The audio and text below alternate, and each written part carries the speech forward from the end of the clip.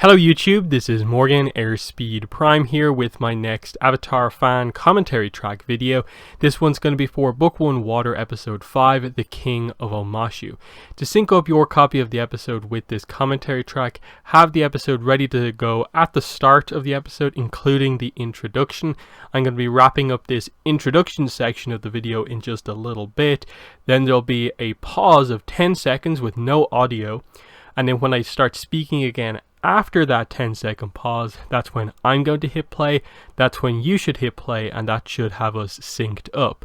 So, bringing the introduction of the video to an end, after the 10-second pause and you hear me speak again, you hit play, and that's when I'll hit play, and that should have us synced up.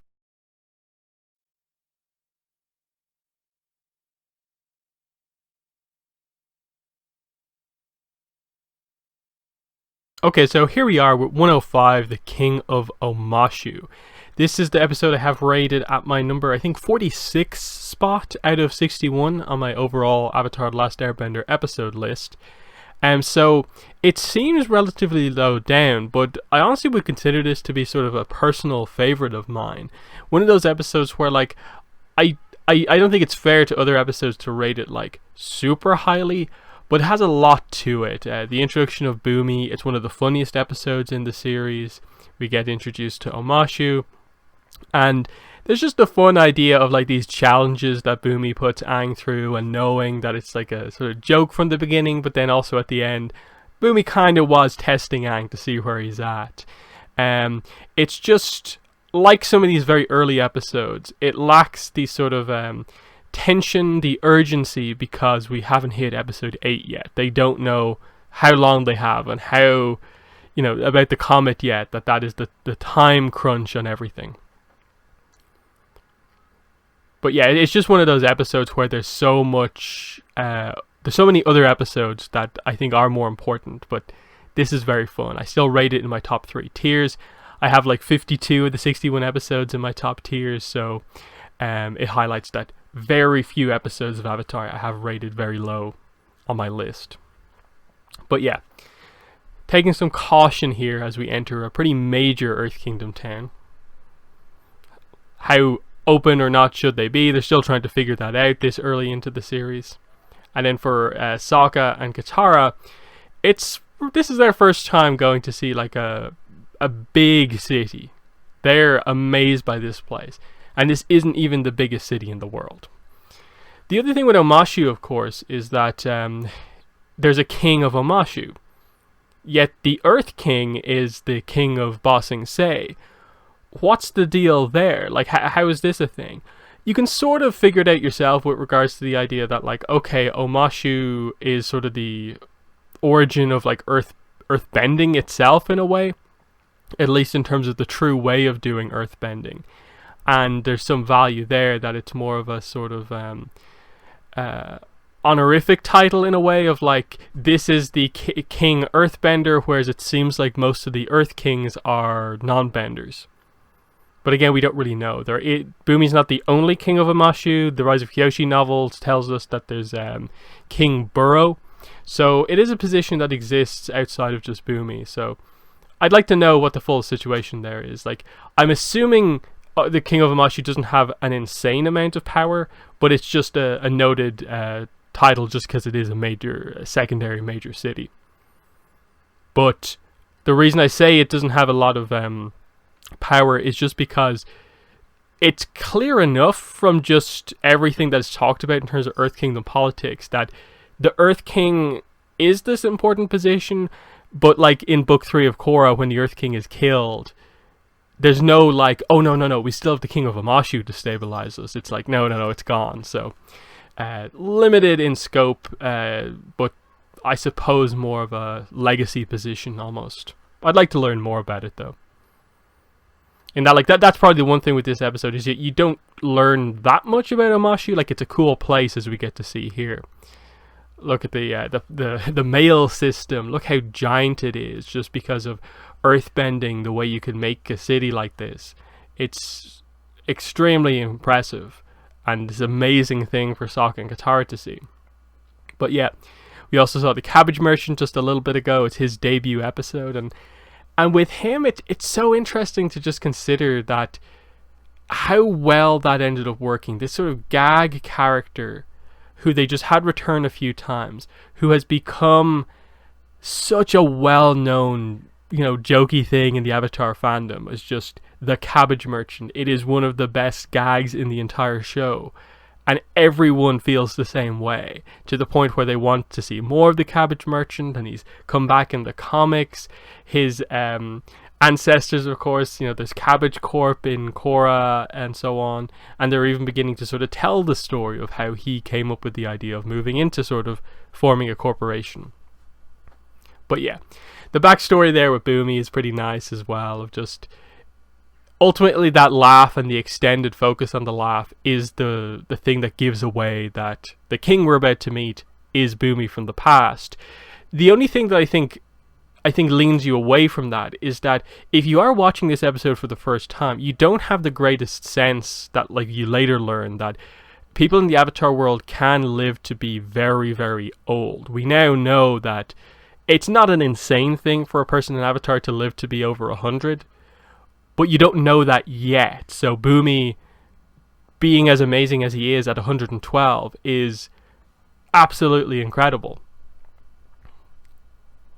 But yeah, fun-loving Aang here. He just wants to sort of ride all the animals, go do a tour around the world, finding out the way things are.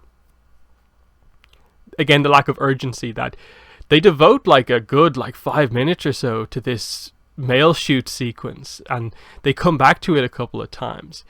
It is a big action sequence within the episode, but it is more just for fun. And I like the references of, like, Bumi came up with the idea of using it as a slide, Aang likes it too, and they'll come back to it later on. It's maybe a little overdone. Like, if this episode took place later in the series, I don't think this would be as long of a sequence.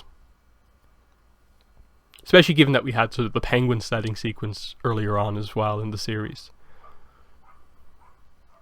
Like, there's not a lot to analyze particularly. Like, it's really well animated and it's super fun. But that's most of what there is to say about it.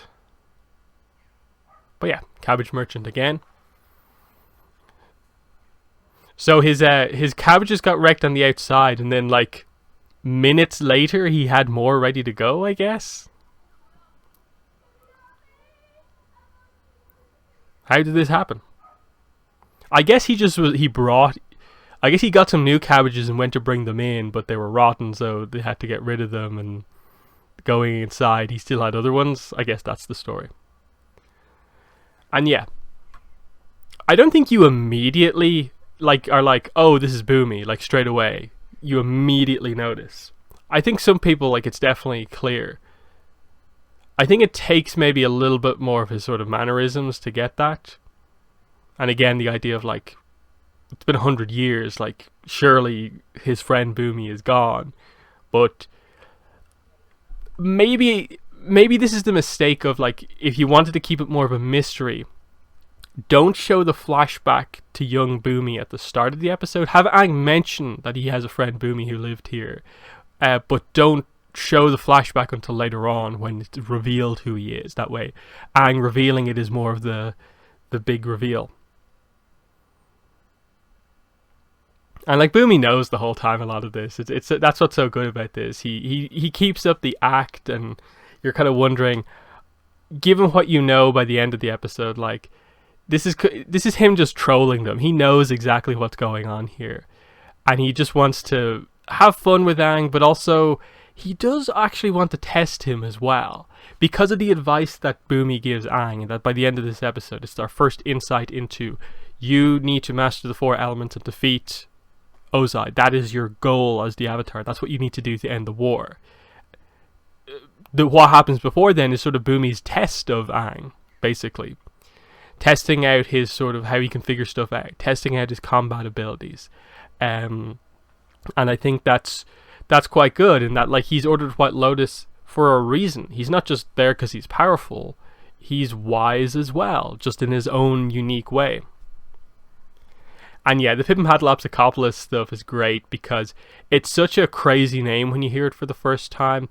And Aang comes up with it on the fly, and you think that no one else will be able to say it because it's such a crazy name. But the joke is that like Katara adapts to it immediately and then enters herself as, I'm doing Pimpalopsicopolis, and then Bumi remembers it also. There's just great comedy in this episode. The timing, the sound effects that they do for sort of the amazingly bad but also great jokes. Let us leave.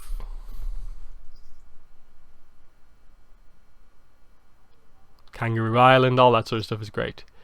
And then this, like, just the fact that they devote like 30 full seconds almost of the episode to this just extended joke as the just discuss these minor specifics that you think this is a serious thing of a king is crazy and has it out for Aang, but then you realize that it's just pure comedy.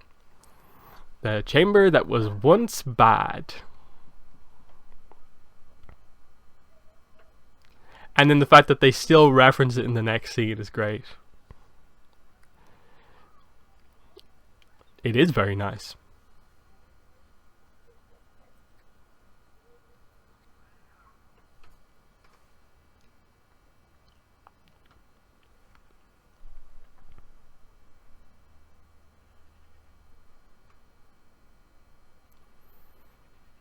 And this is just a section of the plot where like they think what's happening here is quite serious, so they're thinking of like ways to escape. But if you've watched this episode before, it's kind of more like, how kind of crazy everything is that's going on. So it's kind of like, okay, let's get straight to the challenge. The whole idea of them escaping potentially isn't really that big of a deal.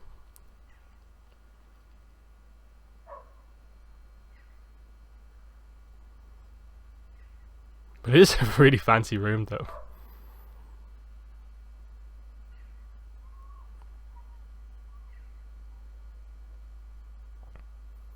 You have the crystals, which are used for light and so on. That's a really nice kind of aspect of the Earth Kingdom that's so cool.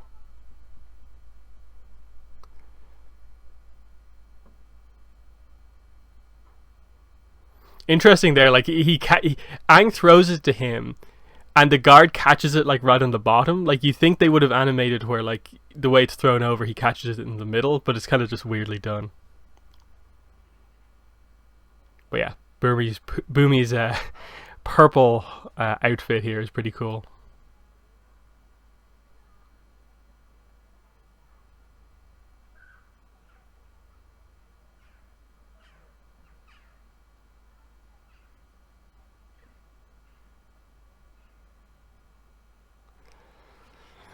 And then this as well, that like to them it seems like they're going to die if they get encased in pure crystal, but it's actually just a fun little thing in the Earth Kingdom, and it's just candy.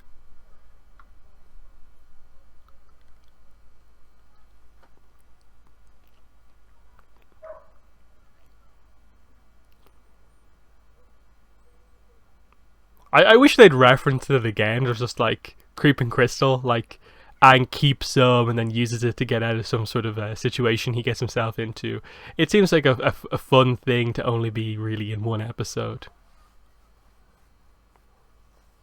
And yeah, the challenges are actually quite cool in terms of like, it is to get Aang thinking, to be like, how ready is he? Can he think outside of the box? What's his skill level like? If he can accomplish these things, then there's actually hope for the world. If he can't, maybe he won't be able to defeat Ozai. And that's the significance of the fight at the end with Bumi. It's obviously revealed to be more of a sparring match than an actual full-on fight. But the fact that Aang pushes Bumi as far as he does and proves himself quite well in the fight is meant to highlight that Aang is a master airbender. He is extremely skilled. And if he can match up decently well against someone like Bumi, then he is going to be a challenge for the Fire Lord if he can master all the elements. That's the significance of the fight here. To really have this kind of sounding board against an amazingly impressive opponent. But yeah, this is a great thing. Just projectile have some sort of aerodynamics here to get straight through.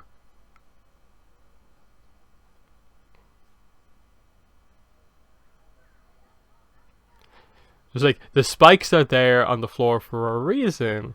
It's how you succeed.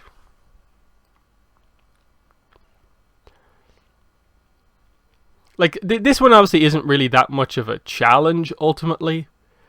In that, like, technically, how do you fail? Because I suppose the idea is that, like, Flopsy just is revealed to be ultimately, like, very, very friendly. So, regardless of who was in here, like, it's one of those situations where, like, Flopsy's chasing him, but, like, it immediately just calms down once things are okay. The gorilla goat as an animal is just really cool. I kind of wonder, like, oh, is this a potential option for Kyoshi's animal guide, which is going to be revealed in the Shadow of Kyoshi?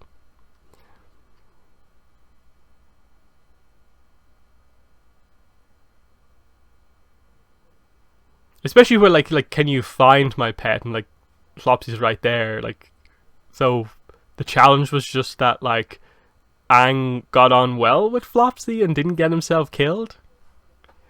And of course, Bumi would have, like, a pet gorilla goat that's actually really, really friendly. But yeah, just how it goes from being just a ring of the creeping crystal to just completely covered them. And here we go. This is what you're really here for. This is definitely the best section of the episode. The build up to this fight, the fight itself. It is really one of the best fights that we have because it is pure just air versus earth, and it's one of the best examples of just the difference in style of the elements. Bumi isn't your standard earthbender. He obviously is probably the best we've seen who only uses earth, but his style incorporates more than just standard earthbending techniques. Because he's ordered with White Lotus, you can tell that there's aspects of the other elements involved also. Yeah, and this is the thing of, like, whoa, like, he's over 100 years old and he's still, like, amazing and extraordinarily powerful, and doesn't seem to have any, like, stamina problems either. So it's just like he's still more or less at his best, and it's hard to really think about the idea of, like, when Bumi was in his, like, 30s or 40s, was he better than he is now, or is he better now at 100? It's so tricky to get a sense for it.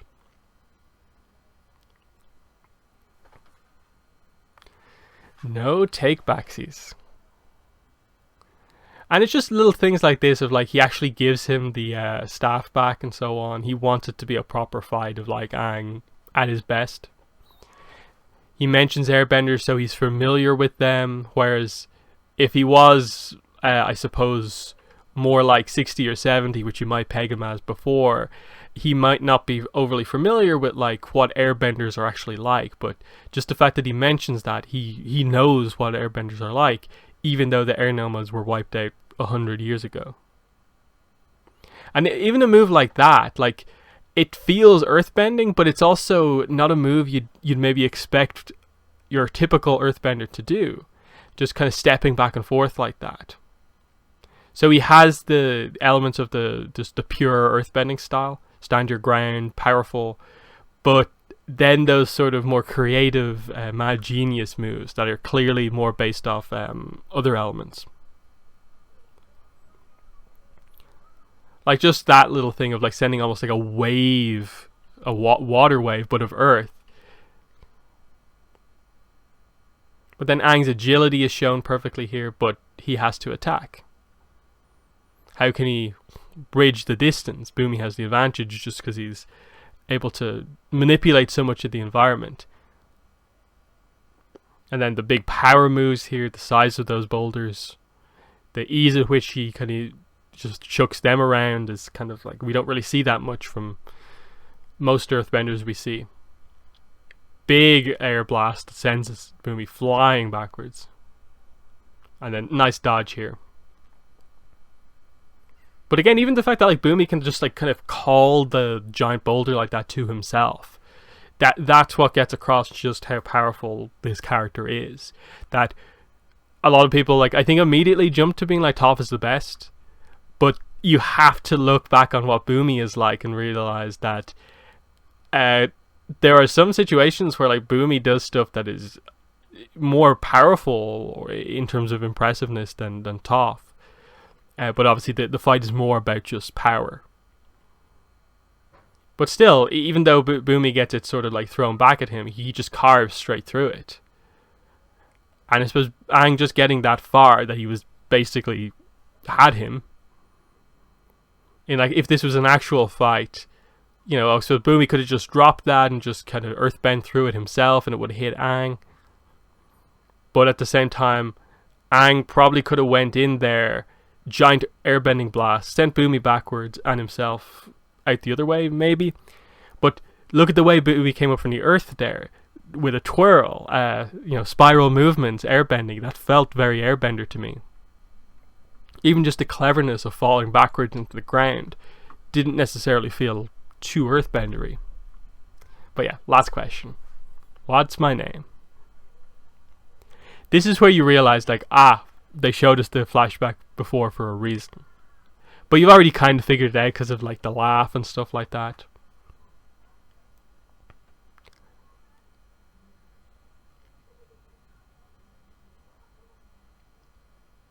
And yeah, this episode with just the bad jokes, but they're also very good. It really stands out like that.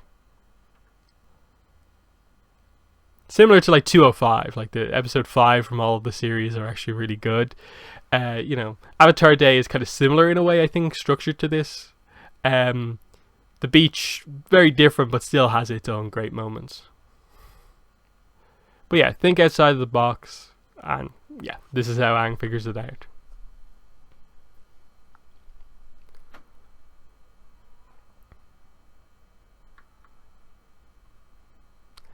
And this is the significance of Bumi. Like, he is the only still alive person from Aang's era, basically.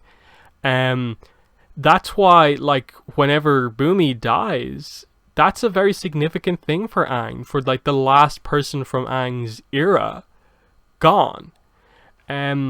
So, you know, that's why it is so significant that Aang calls, I suppose, his first child Bumi after his remaining friend in the world. It makes you wonder when exactly Bumi did pass away. Is this a thing that's going to be coming up in the comic shortly, or does Bumi still have a good, 20, 30 years left? It's hard to tell. And here's the task.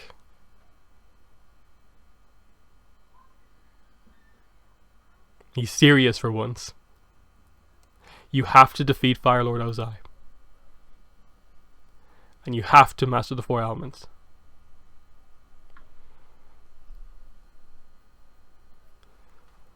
And just, okay, finally, there's a sense for what actually has to be done. You have to confront Ozai. He's known already about the training in other elements, but yeah. And then Bumi's obsession with Momo as well. This comes back, of course, in like the finale. Where's Momo? And of course, they had to come back to this. And, of course, Cabbage Merchant right at the end. So, it is a very memorable episode. Like I said, it's literally just that there are more important episodes than this in the series. This is hilarious. Bumi is definitely one of the best and one of the most sort of unforgettable, more minor characters in the series, with what they do with him across the series. Of like, they come back to him next season for a little bit, and then, he's surprisingly not going to be Aang's earthbending teacher, but he's going to come back again in a different way with the Order of the White Lotus and be incredible. And we're also going to explain how he took back Omashu and so on. It's very, very good. And yeah, Cabbage Merchant, Bonzu, Pip and Padlopsocopolis, all the jokes, and Let Us Leave, Kangaroo Island, it works so well, I think, across the whole thing. Just the lack of urgency means there are a few moments in the episode where it's just kind of like, okay, let's get through this and get to the important stuff. But still, for one of the very, very early episodes, this one I think does stand out quite a lot. But yeah, they're my thoughts on the episode in the comments. Let me know what your thoughts are, but that's been the video. Thanks for watching, and bye.